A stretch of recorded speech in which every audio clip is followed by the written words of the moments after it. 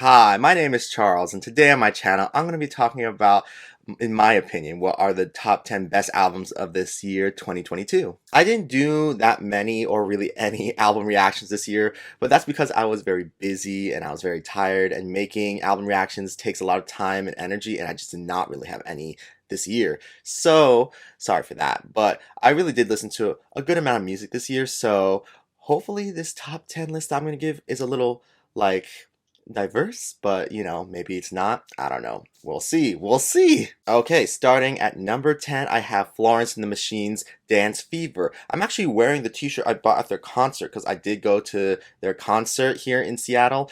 And initially, I wasn't going to buy this t-shirt because I was like, wow, that's a lot of money for a t-shirt. But then everyone was buying it, and by the end of the concert, I was like, I'm just going to buy it because I do think it's a cute t-shirt.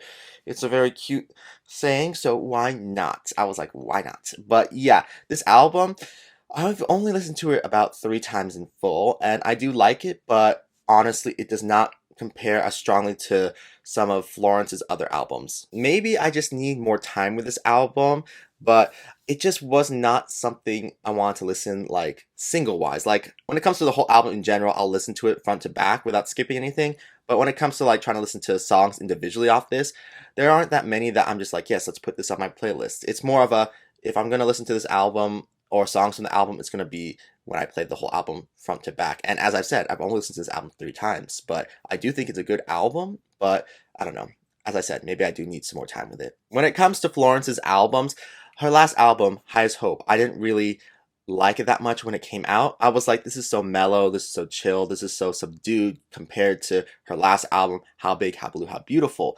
But after listening to Highest Hope so many times, like I really got into the energy of it, and it's honestly one of my favorite albums from her now. So I'm hoping that's what happens with this album, because I do think the album is good and the songs are in it are good, but I just don't vibe with it right now. And maybe it's because I'm not in a place in my life where it's supposed to vibe with it, but I don't know. I just hope that in time it becomes like more appealing to me, but I still do like it, as I said. I just do think I need some more time with it. Okay, so my favorite songs on this album are Free, Choreomania, Girls Against God, Dream Girl, Evil, Cassandra, Daffodil, My Love, and The Bomb. So that's 8 of the songs on this album, which is at least half of the album. So I do like this album, as I said, but for some reason, with the majority of those songs I just listed, I still don't feel like listening to them by themselves unless it's in the album. So I gotta work on that. I gotta work on that. But yeah, Dance Fever, number 10 on my list. Okay, at number 9 on my list, I have Dawn FM from The Weeknd. And I don't know, has it been a while? I, for some reason, felt like it came so soon after After Hours, but then I realized After Hours did come out like legit at the start of the pandemic in 2020. So it has been about 2 years since that album. But when it comes to Dawn FM, I don't know, there's something about it that I really like listening to as a whole album. Like Dance Fever, this album is not something I return to when it comes to like listening to the singles, unless I'm listening to the whole album itself. There are a lot of good songs on this album, but I don't know. I just don't like to return to the singles. I like more listening to the album in general because I feel like the album is just really well made and meant to be listened to as a whole piece of work. The Weeknd is still kind of doing the same kind of musical sound that he did in After Hours, so it's not really that different sonically, so it's not really that exciting, but it's still a well-made album, and I do like the songs. The Weeknd is someone I also saw in concert this year. It was a very nice experience. We were in the kind of nosebleed sections of the Lumen Stadium here in Seattle, and it was very nice, but he took a while to get outside. And there was a whole other story about like my cousins and my brother and me like after the concert that like kind of mars the experience of the concert. But overall, I like The Weeknd. I thought he served vocally. And yeah, this album is something I really do like to listen from time to time again because it's just very danceable but also soothing. When it comes to my favorite songs on this album, they are Gasoline, How Do I Make You Love Me, Take My Breath, Sacrifice, Out of Time. Uh, is there someone else? Um, and Less Than Zero, and also the whatchamacallit, the Phantom Regret by Jim Carrey. So that's 8, technically 7 songs, because that Phantom thing that closes out the album is more like just a talking by Jim Carrey. But I really do like the outro by Jim Carrey in that because it just feels so dreamlike. It feels so, I don't know, something about it is just really special that I really love how that's the way The Weeknd closes his album out. Yeah, I really don't have much to say about The Weeknd's album other than I thought it was really good, very enjoyable album, something that you do want to listen to front to back. And yeah, can't wait to see what he does next. Hopefully, he changes his sound up because once again, you got to change your sound up every few eras in order for it to feel fresh, or else you're just going to be like labeled as someone who doesn't know how to make new music. So I don't think that's really going to happen with Abel, but we'll see. We'll see. Okay, number 8 on my list, I have Dirt Fam from Tovlo. And I'm not really the biggest Tovlo listener, but I really got into Tovlo this year. And when this album was coming out, I was very excited because I really liked No One Dies from Love, the lead single, and all the singles that came out afterwards have been all pretty great. So when the album came out, I had like not super high expectations, but I had like a good amount of expectations, and she pretty much delivered. I haven't seen the Dirt Fam like movie music video mashup thing that she put on YouTube yet. I know it's been a long time since that's come out, but I still haven't watched it. But I will eventually. But the album in general, I think it's a really nice album, and compared to Dance Fever and Dawn FM, I feel like with this album it's great to listen to it front to back, but also you could just take the songs out and just listen to them by themselves and have fun.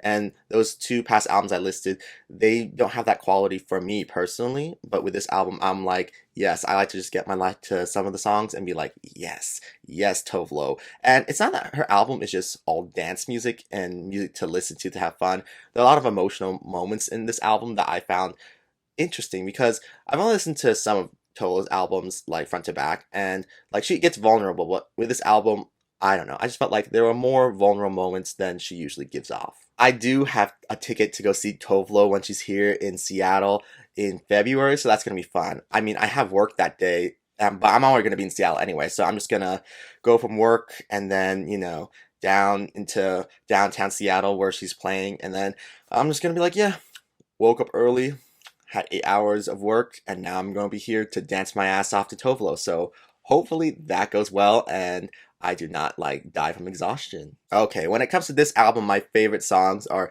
No One Dies from Love, To Die For, Grapefruit, Call on Me. Call on Me is the standout track on this album. That or Pineapple Slice. Sorry. But moving on. Yeah, the next one is Pineapple Slice, and then I'm to Blame and How Long. Even though How Long, I feel like it's kind of just a bonus song because it was on that Euphoria soundtrack that came out earlier this year because it was in Euphoria. The song was used for Euphoria. But yeah, those are the songs I like. And yeah, if you haven't listened to Dirt Fam, listen to it because Tovlo is serving. She's serving. I remember she and SG Lewis saw a tweet from one of the people I follow in regards to the songs Call on Me and Pineapple Slice, and it's like, girl, like, makes you think that they really do see what you post. So like it's funny when you posting like very horny stuff and they're like LOL, and it's like, whoa, they saw that, that's funny. And it's like, I'm just an observer, and it's funny when I see interactions like that. And yeah. Okay, number 7 on my list, I have Love Sucks from Avril Lavigne. It's been a while since I've seen Avril. Like, when I say seen Avril, I mean heard Avril. She's been gone for a while because her last album, was it titled Head Above Water, like the titular song? I'm pretty sure it was. But like, that was more of a ballady album, and it wasn't really like the Avril that people really associated with, like, it wasn't really the musical stylings that people associate with Avril Lavigne. So maybe that's why people didn't vibe with that album. Never listened to the album in full, but I love the song Head Above Water. That is a really good song, and I'm just like, I root for Avril because Avril is a part of my childhood. So when I heard that she made Love Sucks and it was going to be like back to her pop punk rock like energy, I was like, yes, Avril, give it to me. And Give It To Me is exactly what she did. This is a pretty short album, and that's because a lot of the songs in this album are like only like 2 minutes and 30 seconds, or in that range of 2 minutes 30 seconds to like 3 minutes. And I hate that, but you know what? Overall, the quality of the album is pretty great. I love listening to this album front to back because once again, it's so short that you can do it so fast and not realize that the album's done. But yeah, Avril just does punk pop rock better than anyone else, and I'm just surprised more people didn't listen to the album. It's crazy because it's such a really good album and has a lot of really good songs in it. So I don't know, maybe it's because Avril's older, but I don't know. I feel like she is still the moment, especially with this music that she just released. It is a really good album, and I was able to just get her vinyl, the red edition from Urban Outfitters, and I am just so excited because it's a really good album. I cannot believe that she was the opener, one of the openers for Machine Gun Kelly and his concert. Like, I saw Machine Gun Kelly in July because I was like, oh, I kind of liked, okay, I'm not gonna say kind of like, I do like his album Mainstream Sellout, even though some people don't like it. But then again, it was just nominated for a Grammy, so haters be hating. But like, anyway, the openers were Willow Smith and Avril Lavigne, and I was like, first of all, Willow was giving no energy during her set, and then she just left. I'm pretty sure she just left because she didn't return for her song with Machine Gun Kelly later on during his set. But then when Avril came out, like, people were standing, but then it took a while for all the people in the arena to stand. And I was like, this is Avril Lavigne. Y'all are disrespectful. And then when she performed, she gave like a really good set. And I was like, yeah, girl. But I was just like, I hate that you're opening for Machine Gun Kelly. I know you guys are friends, but it's like, it did not feel good. It did not feel good. But it was nice when she came back out during Machine Gun Kelly's number to like perform a song that they do together. I think it's Boys Lie.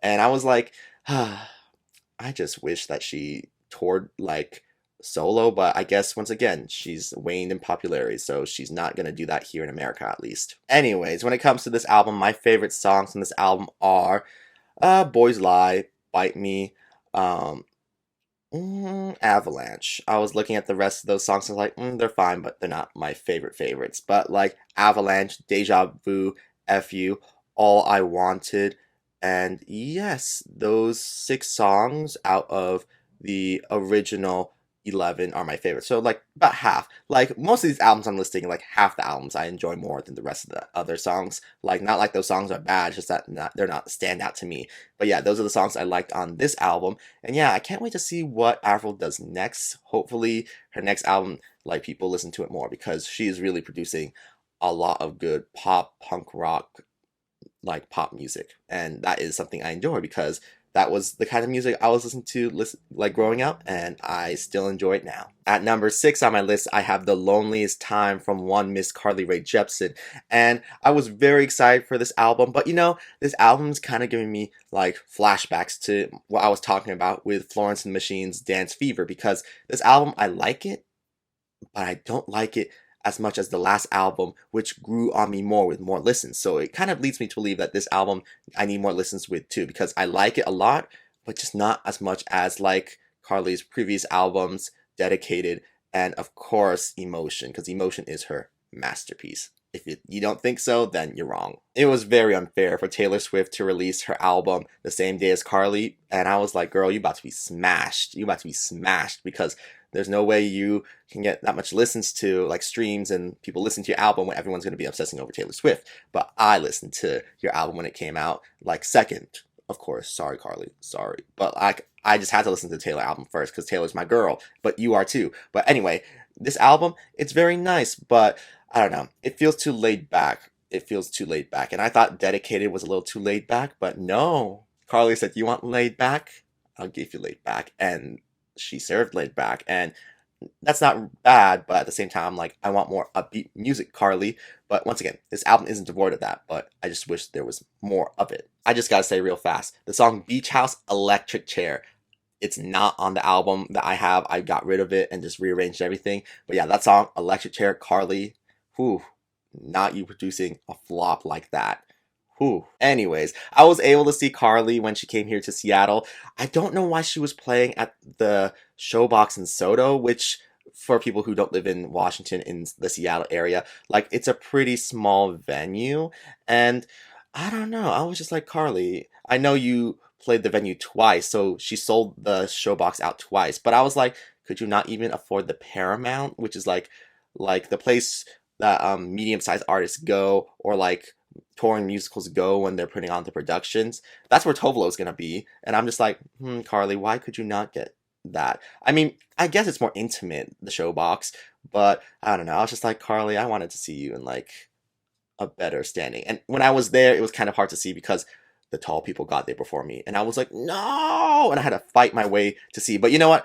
While the concert was happening, everyone was like dancing and singing. So like movements, like the positions that everyone was at moved, and eventually I was able to see very well, not just through my phone. But like, yeah, that Carly Rae Jepsen concert was amazing. It was amazing. I danced, I laughed, I sweat a lot, and had many epiphanies. Seeing Carly Rae Jepsen in concert probably was one of the best concert experiences I've had this year and in general because it was just so full of like energy. Like not only from Carly, but the whole crowd was just like in it. Like, I don't know. I don't think I've been to a concert like, especially in a standing room concert, where it was so like everyone was on the same wavelength and everyone was there to have fun and everyone was so respectful of like what was going on and no one was being a dick. It was like just honestly a perfect concert experience, other than the fact that I couldn't see at times because of the tall people in front of me. Okay, when it comes to the best songs on this album for me, I would have to say they are Surrender My Heart, Joshua Tree, Talking to Myself, Sideways Bends, uh, Bad Thing Twice, Shooting Star, Go Find Yourself or Whatever, and The Loneliest Time. That's all the songs on the whatchamacallit, the standard edition. If we're talking about deluxe edition, then I will add Anxious and No Thinking Over the Weekend. So that would be 2 extra songs. But yeah, I do like this album, as I said. But once again, I think it needs to grow on me more because it's not as good as Dedicated and surely nowhere as good as Emotion, but it's better than Kiss. So that's how that ranking like shakes out. Have never listened to Carly Rae's first album. Don't know if I am going to, but like, yeah, this album, it's good. So if you haven't listened to it, give it a listen because it's pretty good. It's pretty good. Okay, at number 5 on my list, I have Crash from Charlie XCX. And I've been a big fan of Charlie XCX for the past few years. And with this album, I feel like she's really like made her sound a bit more mainstream in order to get a little bit more success. I don't know if that really worked out for her, but hey, I do like this album a lot. It's very cohesive, very short. I will say that it's very short because some of the songs are 2 minutes in some sense long, but it's still good. Once again, it's like the Avril Lavigne album, Love Sucks. It's quality, even though it's pretty short. But yeah, Crash, I really wish that she came to Seattle as like one of her concert stops, but she didn't come here for a concert, which sucks. But she did come to Seattle in July during I think it was the Seattle Block Party, the Capitol Hill Block Party, and she was the headliner. And I was like, oh, I want to go, but that was the same day that Machine Gun Kelly and Avril and Willow were there, so I had to choose, and I was like, girl, I'm gonna choose them because like I can get a seat, and also I don't have to wait until like 10 o'clock at night to see you. So sorry, Charlie. Next time you're in Seattle, next time. But yeah, this album, I think it's just a lot of fun. It's very upbeat, very fun. And even the emotional songs are like very upbeat, like Move Me or there's another song in this album that I can't remember right now, but Move Me is like the one that comes to my forefront that I'm like, that's an emotional song, but I'm still grooving along to it. So it's like, Charlie, you did that, girly. I swear, she has a lot of good songs on this album, and yet none of them really charted, and I'm just like, you would think Charlie XCX would be able to chart better, because I guess she was more known for like being a writer, and like she just featured on people's stuff, but her solo stuff is pretty good, which is why I'm like, people need to be listening to it more, and by people, I mean the mainstream people, because like, she's here, Charlie XCX is here, and she's doing it all, so why is it not clicking with people? Why not? Okay, so my favorite songs on this album are the titular Crash, New Shapes. Ooh, New Shapes is so good. Good ones, even though that's so short. Constant Repeat, Beg for You, Rina Sawayama and her snapped on that. Move Me, Baby, Lightning, and Used to Know Me. Like, that's like what 8 9 songs. Like I like the majority of this album because it is that good. It is that good. I actually got the vinyl finally. Like I started collecting vinyls. Maybe I'll do a vinyl collection video in the future, probably. But like I got the Crash vinyl for Charlie XCX, and I just love it so much. The artwork looks so good, especially in a vinyl format. Ooh. Like I don't have a vinyl player yet, but I've been collecting vinyls because of the whole Taylor Swift Midnights thing, and I'm just like, holding a vinyl is even more exhilarating than holding a CD. It's crazy, you guys. It's crazy. Ugh, it got so dark all of a sudden outside, so I'm gonna be speeding through the last 4 albums because I just don't like how the videos like change because of the lighting situation. It was sunny before, but all of a sudden these clouds have rolled in. So, life in Washington, life in Washington. But anyway, let's move on to album 4 on my list, and that would have to be Being Funny in a Foreign Language from the 1975. I gotta say, I have not been the biggest fan of 1975, not because I don't like their music, but because I had never actually listened to their music until October of this year. When I saw this album came out, I think it came out at the very end of October, I was like, what is this? It has an interesting artwork to it. And then I was like reading it and I was like, okay. And then I saw that Jack Antonoff like helped produce this album. And I was like, interesting. The Jack Antonoff like production of like a lot of people. So I was like, maybe I'll check it out. So I listened to this album, and I was like, this is a pretty good album. It's very cohesive, has a very interesting lyrics, and just the vocals from Matt Healy, the lead singer, were very good for the most part. So I was like, I like this album. So I learned they were gonna go stop in Seattle for one of their tour dates. So I looked at the set list once they played a few of their shows in November, and then I listened to all the songs from all the album periods that they put on their set list, and I was like, their music is pretty good. So that led me into listening to all the albums, and I was like, oh yeah, they are pretty good. I mean, I remember when they released their second album, the title's too long, that album, but like I remember when they released that, and I saw it on iTunes, and I was like, interesting, and then I just never thought about it again. I was like, anyways, but like listen to all the albums, like all their past albums back in like a very fast span of a month. I was like, they are really something. Their sound is all over the place at times, but I do think that like writing wise, the lyrics and the lyrical stylings is like very the same. They might be talking about different things, but the way they like word things and the way they talk about things is the same. So I was like, oh, I really do like this. And I don't not like one of their albums. All their albums are great, and this album is one of their best albums in my opinion. Now let me talk about this concert experience, because this is probably one of the worst concert experiences that I've ever been to, because like we were all waiting in line to be let into the venue, and then all of a sudden people were running, and I was like, how are we all running if we're in line? And that happened twice in the line waiting outside, and I was like, I don't understand. Like, do they perform that well? I don't understand. And then when I finally was able to like get inside the venue, and after I used the bathroom, there was like so many tall people in front of me, like so tall, and I was like, oh, because I think their audience is partly straight. So like, well, I think partly, probably it's majority straight people, but like I was like, ooh, this is not cute, honey. And I stood basically up for, because I was standing in the, because I was trying to get as close as possible. So like I think I was standing for a total of maybe at least 4 or 5 hours, and my back was hurting. So it was not a cute moment. It was not a cute moment. And when they finally came on, they were good. They sounded good. And then it happened that Maddie, like switched some of the songs, like, because there are 3 song positions in the set list that they swap songs out. And he swapped out all 3 songs I wanted to hear from him: Roadkill, Paris, and I Always Want to Die Sometimes. And I was annoyed by that. Even more, I was annoyed by the people around me because they were so tall and they were being annoying with the way they were moving around. And I was like, bitch, I'm short. Stop it. And then people were throwing stuff at Maddie while he was on stage. And the first time, people threw a camera at him while he was talking, not singing. So he was being nice and he took a picture and all that. But when he was singing A Change of Heart, like, which was actually a good song. I was mad that I didn't get to hear Paris, but that was actually good. But like while he was singing that, like people were throwing stuff at him, and then he stopped mid-song singing and was like, "Stop throwing things at me." Well, he had another one in there, but I'm not gonna say it because of YouTube. But like it just was not a good vibe. And then people were cheering for him when he did that, and I was like, I don't think that's a good vibe either. I mean, he should be angry and all that, but I don't think we should be cheering. I think we should all just be quiet, like in solemn like awkwardness, because like why are people throwing stuff at him while he's performing? But yeah, like the show was good. They had a really good like production design of like their stage and like a concept they were trying to tell for the first half of their like set, and I thought it went really well for the most part. But like the audience was just one of the worst audiences I have ever like been in at a concert, that I don't know if I would go see the 1975 again, because I just don't think it's worth it. Yeah. But yeah, this album, it's very short. A lot of albums on this list are very short, but once again, quality. They're quality songs, so I can get over it.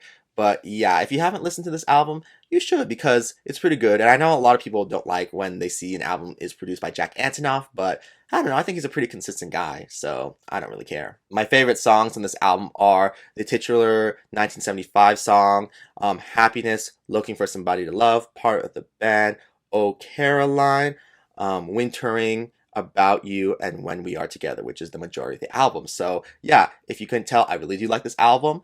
But yeah, the 1975 audience is not it, baby. And someone that I follow recently said, you notice how the 1975 is never talked about because of their music. It's more because of what Matt's doing. And I'm like,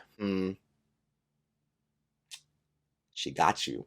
She got you. Okay, at number three on my list, I have SOS from SZA. I mean, my God, SZA made us wait 5 years since her last album Control to get new music. And I saw like online, she posted a video about how she got so frustrated that it kept getting pushed back. But I'm like, girl, I don't know. I don't know. I don't know what to tell you. Like, I don't know. I don't know. I don't know about stuff like that. But anyway, the album SOS in general, it is a pretty good album. Like, I listened to it twice, and at this point, I think Control is better, but I still really do like SOS. But yeah, SOS has a very, like, kind of sad vibe. Like, a lot of the songs, she's like punching down on herself, and she's not feeling good about herself. And I'm like, ooh, girl, that's not the mood. And also, I forget what, I think it's in Kill Bill, where she talks about, like, she'd rather, like, kill a man and get in trouble for, like, doing that than, like, be alone. And I'm like, ooh, girl, no. It's a long ass album at 23 songs long. A lot of them are only 2 minutes and something seconds long.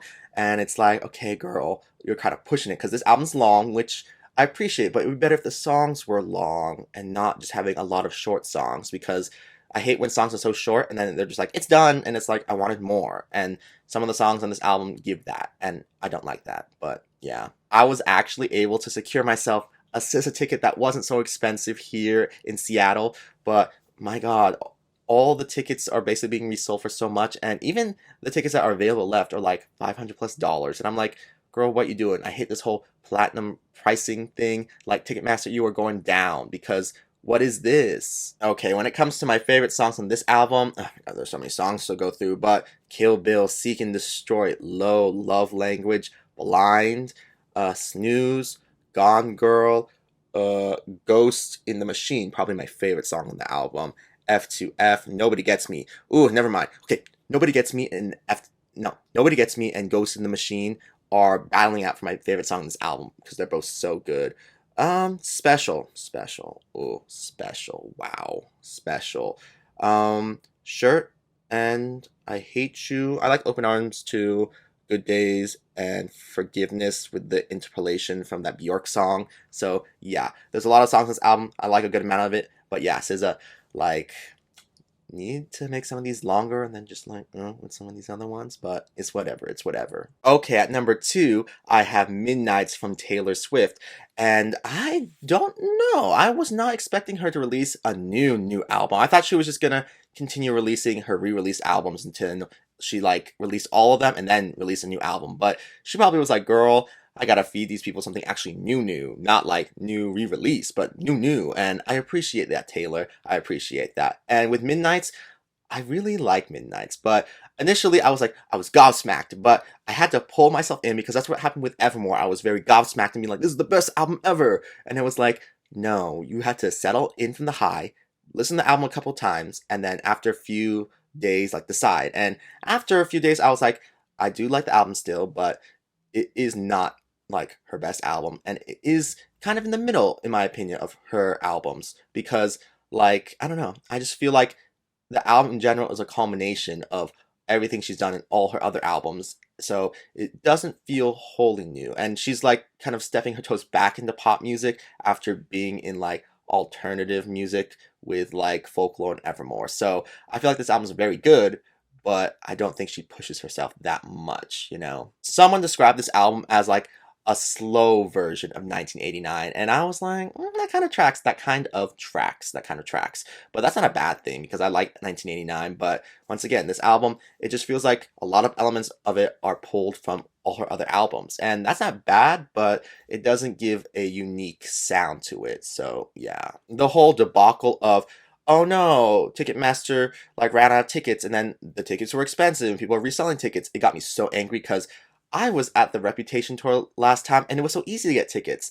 And now it's like, I know she got bigger because people grew up and then she had the re-release of Fearless and Red and then she did like, you know, Folklore, Evermore, and Midnights now. So she released basically 5 albums since her last, okay, forgot about Lover. Always forget about Lover, but there was Lover. So that's like 6 albums since Reputation that she didn't tour. And I'm just like, still, I'm like, y'all like sent out these like pre-code things and then how did you have more people like trying to get tickets than were allowed because they didn't have a code? It was so messy and I gave up hope. I was Linkin Park. I've given up about getting tickets. But like just last week, I was given like a email from Ticketmaster being like, "We saw you didn't get a ticket, and we saw you have those Taylor Swift boosts, so we're gonna give you a chance to buy 2 tickets." And then I was able to get 2 tickets. They're pretty good, but I wish they were better. But you know, for the price, I guess I can't really complain. And the fact that I have Taylor Swift tickets, especially in the place I do, I can't really complain. But at the same time, I'm like, Ticketmaster, you are monsters for putting so many people through this kind of junk, because this should not be how ticket sales should work. Personally, I think it's crazy that people think that Antihero is the best song on this album. I'm like, I guess. Okay, not I guess. I don't agree with that, because there are songs like Midnight Rain, Maroon, Lavender Haze, and Mastermind, and even like Labyrinth that I think are better songs than Antihero. I think Antihero is the most fun you can have on the album, but I don't think it's the best. Some people are saying it's the antithesis of the album, and sure, I'll agree with that. But best song on the album? I don't think so, honey. Also, I quickly gotta say, love me Taylor Swift. Love the girl. I've been riding with her since debut era, when I first heard Teardrops on my guitar as a little kid in a car driving to Seattle on a gloomy rainy day. But God, her visuals, I'm like, girl, you need to stop like directing them and writing them, and I think you need to let someone else do it, because these visuals are just so recycled. They're so expected from you, and it's like, come on, girl, you're on album 10 already. Like, we gotta be doing some more adult things. Like with the Bejeweled music video, I'm like, what is this like Cinderella thing? You've already done something like this before, and also the reference is so played out because lots of people do that reference. It's like I just need Taylor Swift to level up when it comes to like her visuals and stuff like that, because it's just not clicking in my opinion. Okay, when it comes to my favorite songs on Midnights, I'm gonna include the 3 a.m. like deluxe songs in there too, and also Hits Different. But here we go. Here we go. It's Lavender Haze, Maroon, Antihero, Snow on the Beach, Midnight Rain, um, Labyrinth, Sweet Nothing, Mastermind, The Great War, Bigger Than the Whole Sky, Paris, Woulda, Coulda, Shoulda. Those are my favorite songs off of all of Midnight's. And yeah, I really do think that either Midnight Rain or Woulda, Coulda, Shoulda is her best song on the album. If you include the deluxe, then I will say it's Woulda, Coulda, Shoulda. But if you're just talking about the standard, I would choose Midnight Rain. People say that Midnight Rain sounds like it's not finished, but I beg to differ, baby. I beg to differ. That song just activates something in my brain that none of the other songs do. So yeah. And finally, at number one, I have Renaissance by Beyonce. I mean, how could this not be your number one album of the year? It just is a powerful dance album, electro dance album. I guess that's how it should be classified. That I was not expecting from Beyonce, but she really served it all. All the songs are great. Some are better than others. The visuals for this album, pictures are available, but the actual like visuals are missing, and it's like, Beyonce, what are you doing? When are these coming out? Like, you teased them and it's been months. Like, what is happening? What is happening? What is happening with the visuals? But either way, I think the album is amazing, and if this doesn't like clean up at the Grammys, at the upcoming Grammys, and she doesn't win like album of the year and all that, then maybe the Grammys are about to burn down, because this album and Beyonce deserve it all. I've listened to this album so many times. It's crazy how many times I've listened to this album, but I've kind of mellowed on my listen to it, because I really listened to it for I think 2 to 3 months straight when it came out, from when it came out to that amount of time. And then I just stopped listening to the album and songs altogether, because I was like, I need a break, I need a break, I need a break. I'll re-listen to them when, the concert comes up. And based off of the Taylor Swift ticket situation and the SZA ticket situation, I'm scared for the Beyonce Renaissance tour situation. So, we'll see how everyone fares in that ticket battle. Okay, and when it comes to my favorite songs off of Renaissance, I would have to say my favorite songs are Alien Superstar, Cuff It, Break My Soul, Virgo's Groove, Move. I don't know why people don't like Move. Move is a good song. Heated, Thick, All Up in Your Mind, America Has a Problem, Pure Honey, and yeah, that's it. I was gonna say Summer Renaissance, but I'm not the biggest fan of that song, sorry. But yeah, I really do like a majority of this album, and my favorite song would have to be Alien Superstar. That or Heated. Those two songs really get me in the mood. But yeah, Renaissance. Renaissance really is that girl. Beyonce is that girl, as she says at the start of this album. And if you don't agree, then I really don't know what you're hearing, because you're clearly not hearing the excellence that this album and Beyonce is. But hey, that's the end of my list of top 10 albums of this year 2022. Tell me down below in the comments what you guys thought about my list, and tell me what were your top 10 albums of the year 2022, because there was a lot of good music. I listened to other stuff too, but like these 10 albums were the ones that I actually think about when it comes to the end of the year and when I think about 2022, because these albums kind of marked certain points in the year, or like really like dominated my headspace for a certain time, or just like listening to music, or just thinking about the artists themselves and the album. So yeah. Anyways, you guys, thank you for coming to my channel and watching this whole video. And yeah, I'll see you guys around in the next video if you're there for that. So until then, I'm gonna go now. So yes. Okay. Bye.